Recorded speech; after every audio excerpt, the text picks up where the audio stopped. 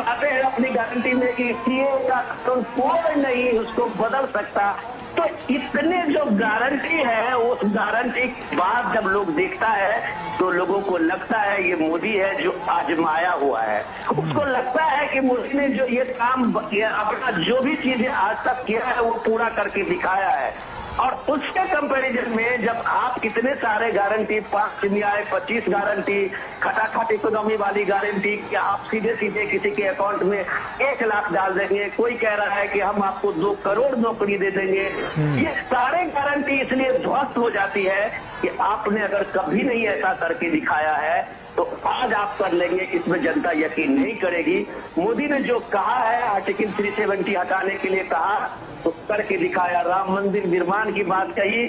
करके दिखाया, सीएए का कानून की बात कही तो करके दिखाया, जो मोदी ने कहा वो करके दिखाया है। तो ये सारे लोग अभी तक जो संविधान और आरक्षण ये सारी चीजें जब बात कर रहे थे तो उसको पीएम ने एक तरह से इन्हें कम से कम विपक्ष के इंडिया गठबंधन के इस सारे नैरेटिव को एक्सपोज किया है कि हम आरक्षण को किसी को छूने नहीं देंगे, लेकिन उसके साथ उन्होंने ये भी कहा कि हम धर्म के आधार पर इस आरक्षण को कभी ये मंसूबा पूरे नहीं होने देंगे। तो ये सारी बात इन सारे नैरेटिव्स को एक बड़ा मैसेज देता है काउंटर में। जब पीएम मोदी की इस रैली को आप देखते हैं और जब इस रैली में लोगों की ललक देखते हैं, देखिए हजारों हजार लोगों की हाथें उठी हुई है, हर के हाथों में वो मोबाइल फोन से एक एक लम्हे को कैच करते हुए देखिए ये रोड का काफिला बहुत धीरे धीरे से गुजर रहा है। जैसे कि मैं आपको बता रहा था कि बहुत वहाँ पे छोटी सड़कें हैं, पतली सड़कें हैं, ये पुराना शहर है, बिजनेस का कारोबारी वो इलाका है और उस बीच में लोगों को कम से कम मैं कह रहा हूँ कि घंटों इंतजार करना पड़ा होगा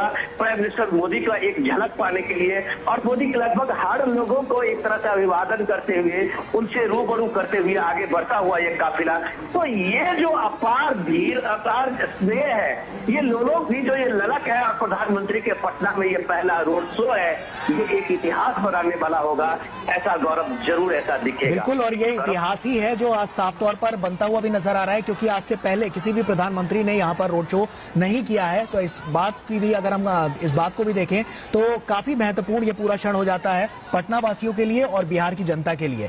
हमारे साथ राजेश राज भी लगातार जुड़े हुए हैं। राजेश, अब आपका ही रुख कर रहा हूं। और राजेश, साफ तौर पर आपने बिहार में तमाम क्षेत्रों को कवर किया, वहां पर गए और जमीनी हकीकत क्या कहती है ये भी टटोलने की कोशिश की। आपकी बार का सियासी गणित क्या कहता है लोकसभा चुनाव को देखते हुए? देखिए, लोकसभा चुनाव की बात करें तो यहाँ पर चौथे चरण का मतदान जो है गौरव कल होना है और हमने देखा कि 3 चरणों में जिस तरीके से मतदाताओं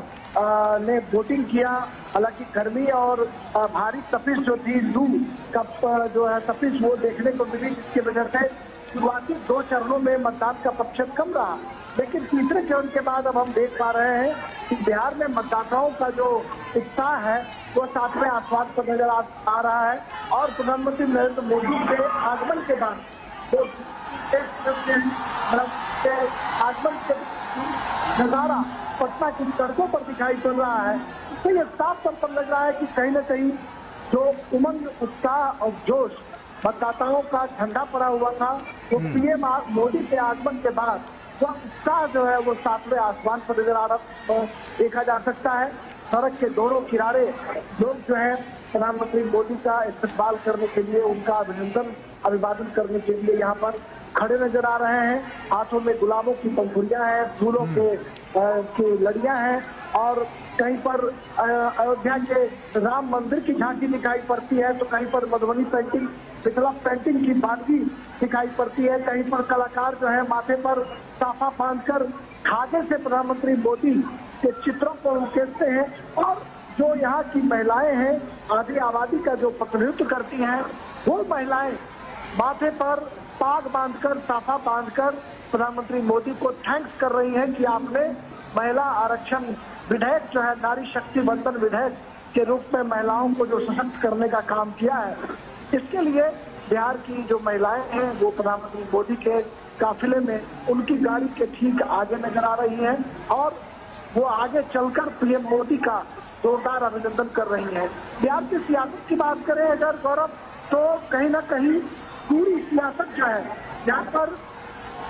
जाति और आरक्षण के इर्द गिर्द जी घूमती रही है। और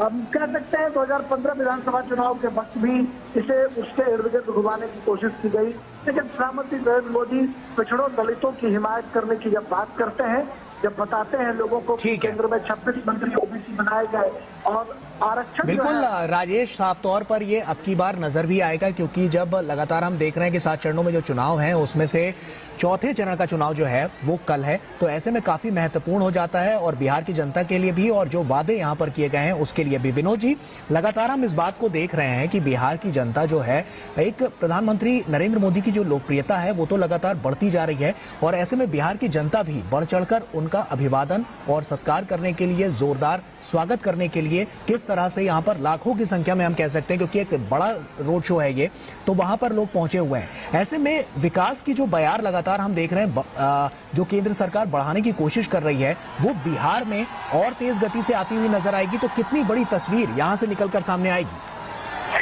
देखिए गौरव, आपने बहुत बढ़िया सवाल पूछा है कि पटना में पीएम का एक रोड शो का कुछ न कुछ तो मतलब जरूर होगा। और जब हम इस बात को देखते हैं कि पीएम का जिस रोड शो का मतलब क्या है, और जब पहली बार जब ये कहते हैं कि आजादी के बाद पहली बार देश का प्रधानमंत्री पटना में रोड शो कर रहे हैं, तो इसके मतलब को अगर हम समझने की कोशिश करें तो हम ये समझ सकते हैं कि प्रधानमंत्री मोदी का एक तरह से इस रोड शो में इलेक्शन के समय में करने का एक सीधा सीधा मैसेज ये भी है कि बिहार के पिछड़ेपन को लेके, बिहार के आर्थिक विकास को लेके, बिहार के इंडस्ट्रियलाइजेशन को लेके ये सारी जो इतनी शिकायतें रही है, शायद प्रधानमंत्री मोदी आज इस रोड शो के जरिए एक तरह से वो कमिटमेंट देते हुए इसको एक तरह से पूरा करते हुए जा रहे हैं कि हमने अपनी आंखों से पटना के पूरे शहर के पुराने पटना से नए पटना तक के जो 2.5 किलोमीटर का स्ट्रेच है, हमने उसके चीजों को देखा है और पटना बदलेगा, बिहार बदलेगा, और बिहार बदलेगा तो देश में एक नए बदलाव, एक आर्थिक बदलाव का भी एक मैसेज बनेगा, एक समृद्ध भारत की बात भी जब बात बनेगी, तो वो सारी चीजों का मैसेज पटना में इन लोगों के सामने में प्रधानमंत्री मोदी का एक तरह से आप समझिए कि इसका संदेश ये भी है।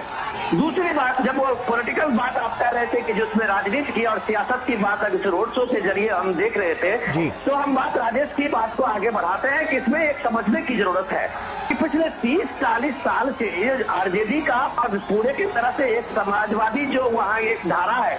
उसका प्रभाव सिर्फ यही रहा है कि एक तबका जो मुस्लिम है उसको एक तरह से एक भ्रम डालना, उसको एक तरह से उत्पीड़न और उस तरह से एक विक्टिम का बना के एक तरह पॉलिटिकल एक गेमिंग हुई है, पोलराइजेशन की बात हुई है। यही पूरा पॉलिटिक्स अभी भी आरजेडी का है कि बीजेपी आ जाएगा, मोदी आ जाएंगे, ये सारी चीजें उनको ये बताया जाता है और यही